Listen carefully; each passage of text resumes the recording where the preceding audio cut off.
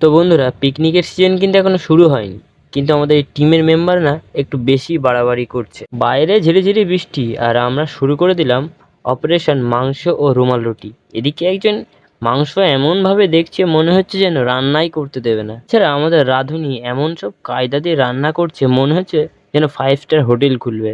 আর কিছু মানুষ আছে যারা শুধু চেয়ারে বসে বসে হ্যাঁ হ্যাঁ ওই নুনটা আরেকটু দে, মানে কাজ করবে না, আবার অ্যাডভাইস দেওয়াও ছাড়বে না। তারপর এলো আসল সিন, খাওয়ার টাইম।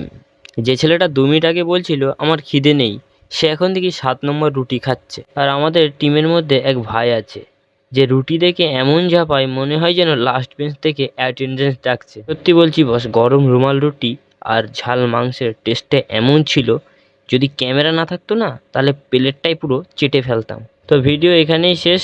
লাইক সাবস্ক্রাইব যা করার করে দিও, নাহলে পরের পিকনিকে শুধু বাসন মাজতে ডাকবো তোমাদের।